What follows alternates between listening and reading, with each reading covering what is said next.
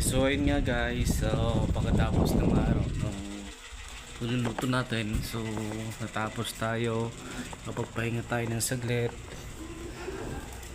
tapos yun, parang ang init guys, so kailangan natin mag take a rest, kailangan natin maligo. Ay wait lang, nakalimutan natin yung sabon. Okay, wait lang, ito ang buhay natin dito guys. So guys, yun, pagkatapos po ng araw, yung araw na to, tapos gumabi na po, so kailangan muna natin ng konting relax kasi sobrang init po talaga guys. Yun, so yun, kailangan natin maliw guys. Okay, so bukan natin gawin naman dito. Let's see, ang dilim.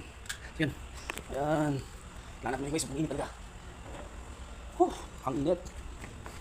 Paligid tayo guys, sobrang init talaga, hindi na kaya ng power ko. Yun, kaya kailangan natin maligo.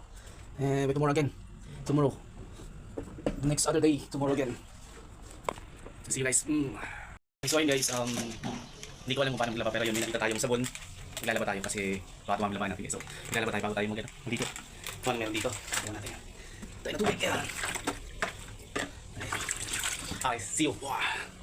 Ayun guys, natapos tayo magsabon ng ating damit na nilaban. Yan po ang ating papakita sa iyo na susunod na gagawin. So yan po guys, magbabanlaw tayo matapos natin magbanlawan yan. Ganito ang gagawin natin.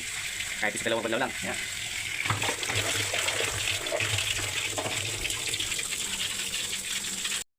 Okay, so yun guys, nakaligo na tayo. And yun, medyo gumandang pakiramdam kasi sobrang init dito guys. So ngayon, nagsampay tayo ng damit. Ito yung mga sinampay natin, no. Yan yung mga bago natin sampayan dito. Oo, di ba? Yan ang sampayan. Okay, salamat guys. See you. Bukas ulit. Bye.